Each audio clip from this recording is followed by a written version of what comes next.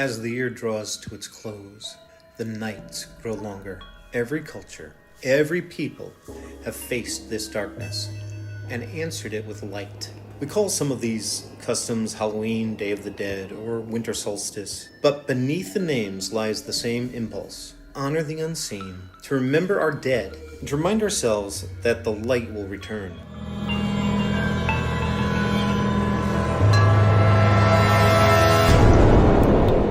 It begins on the windswept hills of Ireland. At Samhain, the Celts ended their harvest and faced the dark half of the year.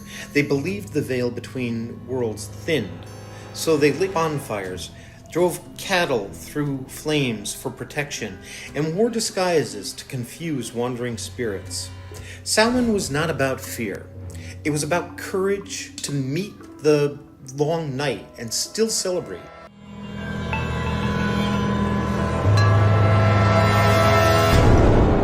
Across the sea, on the Isle of Man, that ancient fire still flickers. On the night of Haptunah, children carve grotesque faces into turnips, place candles inside, and carry them door to door while singing in the old Manx tongue. Long before pumpkins, these were Europe's first jack-o'-lantern. But the songs weren't threats for candy, they were blessings, a wish for warmth and good fortune through the dark months ahead.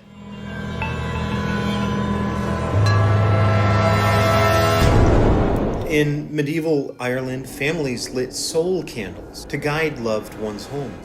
Over time, these candles became the pumpkins on our porches. Whether carved from turnips or pumpkins, each one carries the same message. We're not afraid of you. We remember you.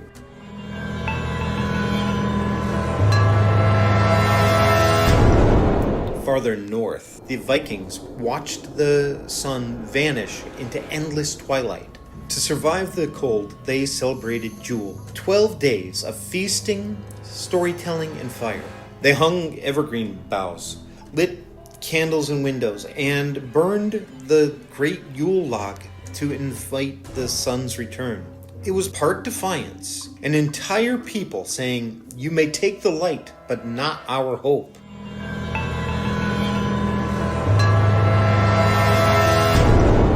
Even Rome had its ghost festival. During Lemuralia, families walked barefoot at midnight, tossing black beans behind them to appease the lemures, the restless dead. They struck bronze vessels and whispered charms to send the spirits on their way. The Romans faced their dead with ritual, not terror. The same instinct that would one day shape Christian All Souls Day.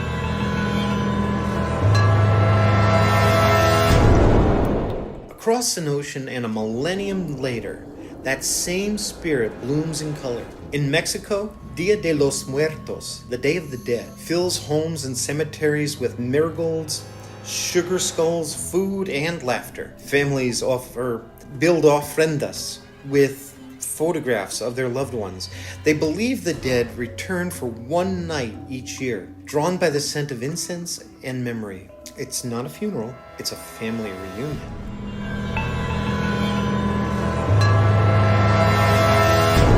Spain to the Philippines, All Saints' Day and All Souls' Day turn graveyards into seas of light. In Poland, entire cemeteries glow with candles. In Portugal and Catalonia, chestnuts roast over open fires. These traditions may wear Christian names, but their roots are older. The eternal wish to guide the departed safely through the dark.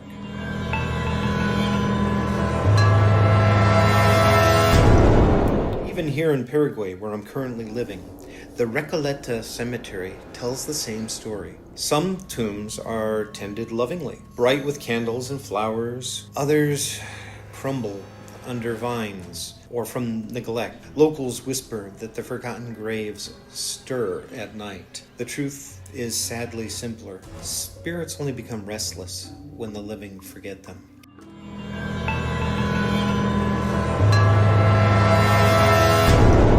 In Japan's Obon, Families believe their ancestors visit each summer. They hang lanterns to guide them home, dance in circles to joyous drums, and at the festival's end, they float lanterns down rivers or out to sea. It's a dance between worlds, gratitude made visible.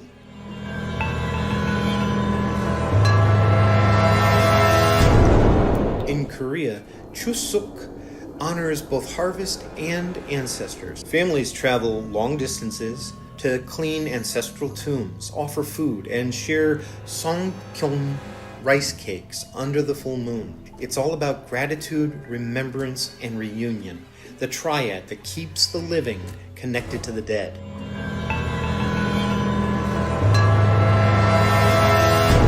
In the Kathmandu Valley, Gaijatra, the festival of cows, transforms mourning into laughter. Families who've lost someone lead a cow through the streets or dress a child as one, because cows guide souls to the next world.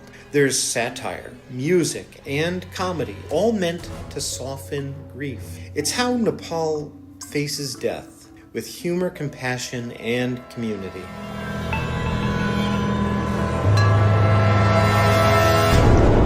In Bengal, on the eve of Diwali, which is the festival of light, people observe Bhoot Chaturdashi. 14 clay lamps are lit throughout the home, one for each generation of ancestors, to keep away malevolent forces and guide the family's forebears back to their blessings.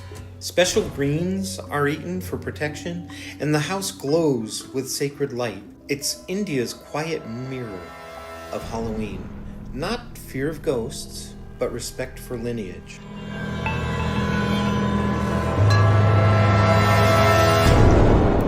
During Sat Thai in Thailand, the Thai people honor their ancestors and spirits of the harvest under the new moon. Food, rice, and incense are offered at temples, reminding everyone that the year's bounty belongs as much to the past as to the present.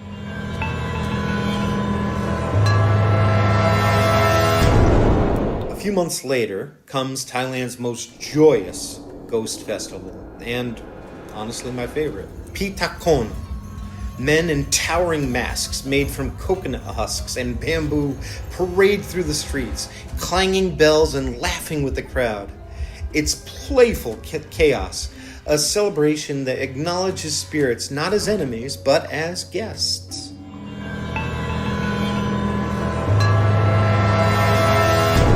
In much of East and Southeast Asia, the 7th lunar month is the ghost month. During the Hungry Ghost Festival, families leave food, they burn joss paper houses and other offerings, and stage street operas to entertain spirits wandering the earth. The goal is harmony, to feed the forgotten so they do not become dangerous. It's compassion extended beyond the veil.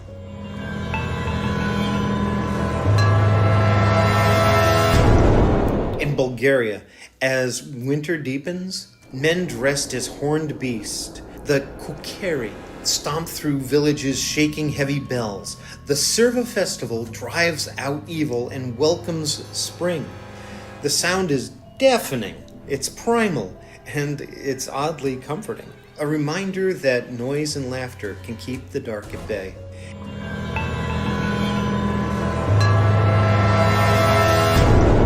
In Brazil, October 31st isn't just Halloween.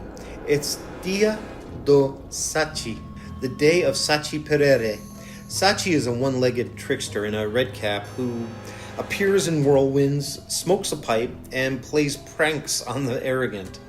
Instead of ghosts and fear, Brazilians celebrate mischief, wit, and the power of folklore.